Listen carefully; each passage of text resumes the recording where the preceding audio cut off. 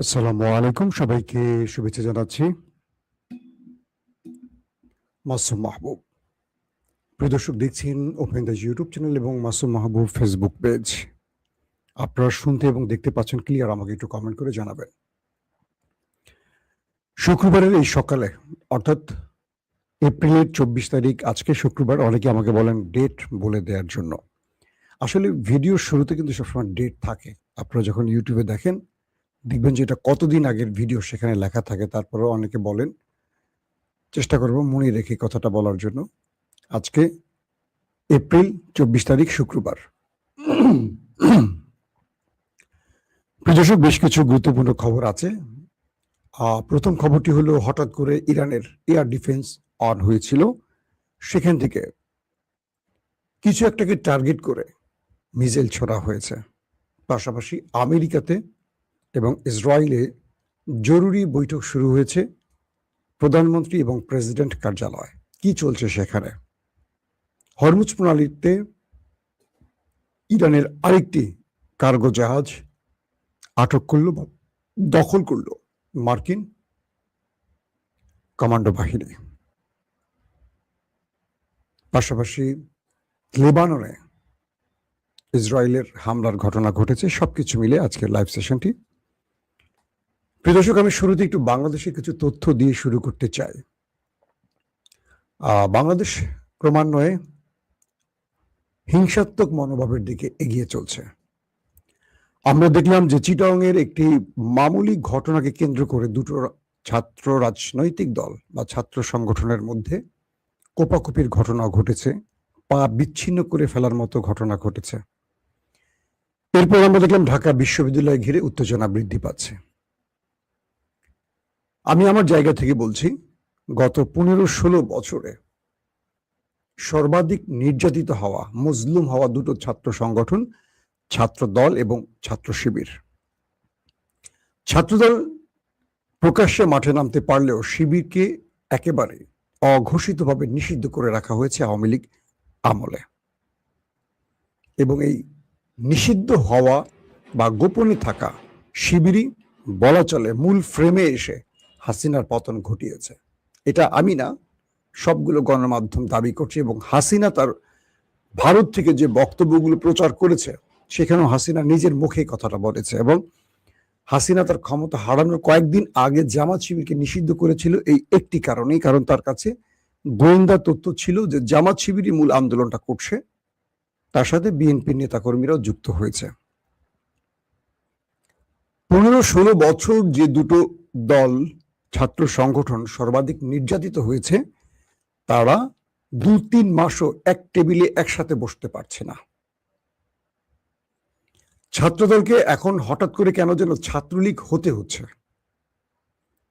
ছাত্রদল তার 15 বছরের স্মৃতি ভুলে গেছে এবং তারা নিজেরা ছাত্রলীগ হতে চাচ্ছে।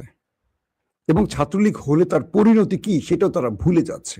এটা হলো সবচেয়ে বেশি দুঃখজনক। এখন বলবেন, মাসুম ভাই আপনি তো একটা পক্ষের। ভাই, বাংলাদেশের কথা বলাটাই এখন বিপজ্জনক। সত্য বললে আপনি একটা পক্ষে চলে যাবেন। সত্য তো একটা আছে নাকি?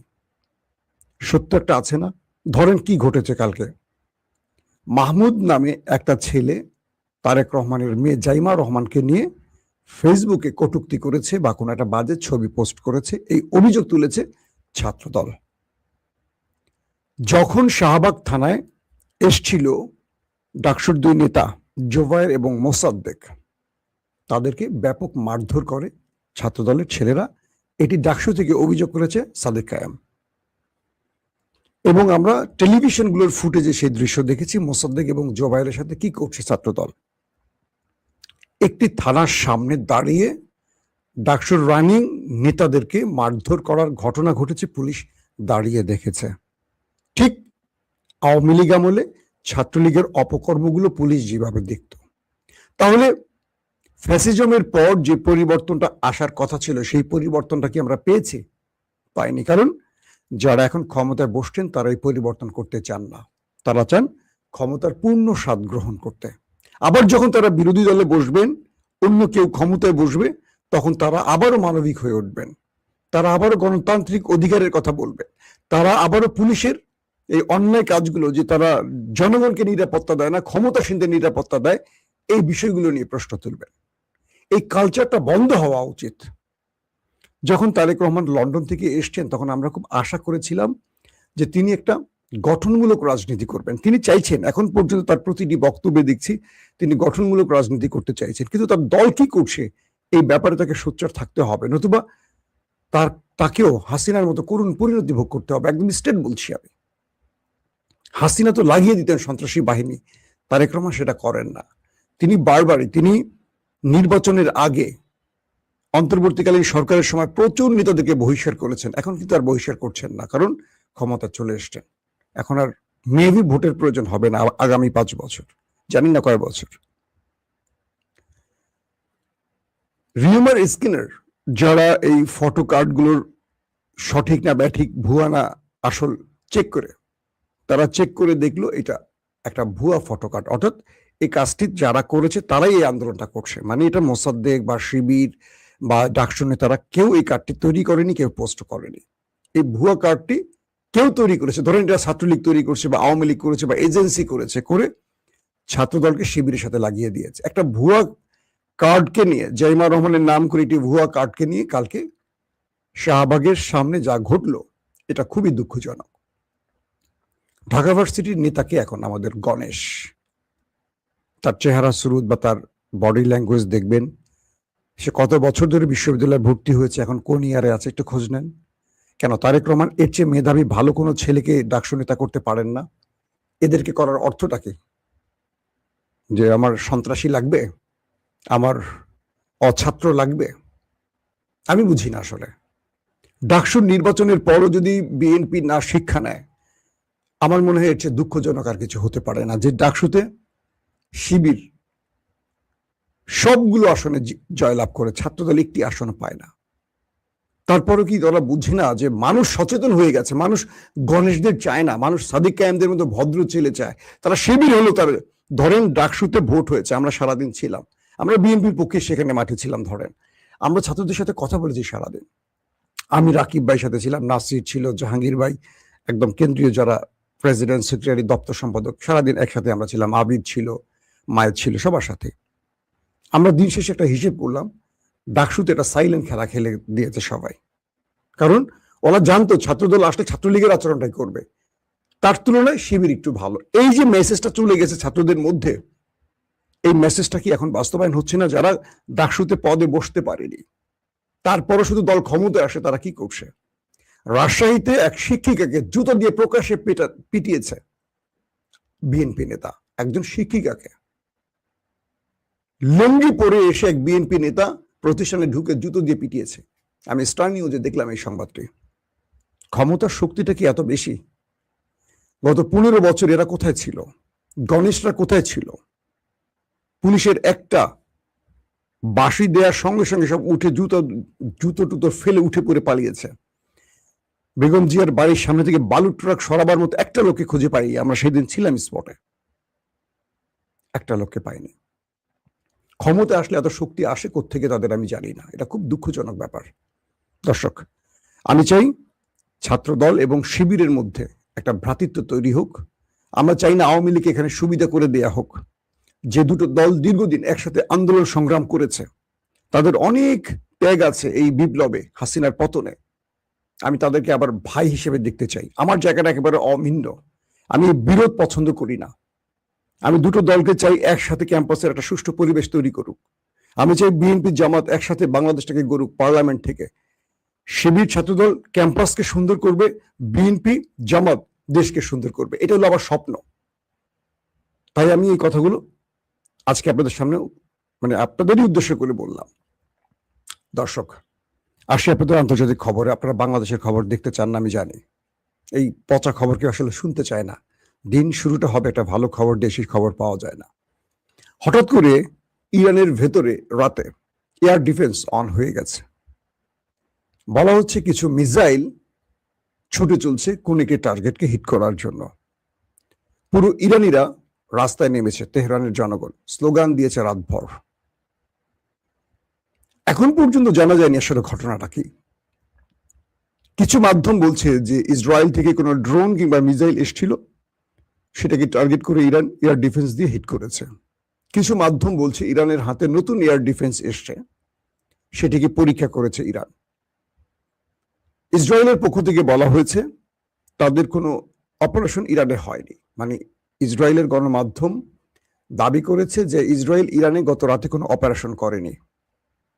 পাশাপাশি হঠাৎ করে মার্ক রুবিও এবং স্টিভ উইটকফ জেডি ভেন্সকে তলব করেছে মিস্টার প্রেসিডেন্ট ডোনাল্ড ট্রাম্প। তারা হন্তদন্ত হয়ে হোয়াইট হাউসে প্রবেশ করেছে। বলা হচ্ছে যে এই তিনজনের সাথে গুরুত্বপূর্ণ রুদ্ধদ্বার মিটিং করেন ডোনাল্ড ট্রাম্প।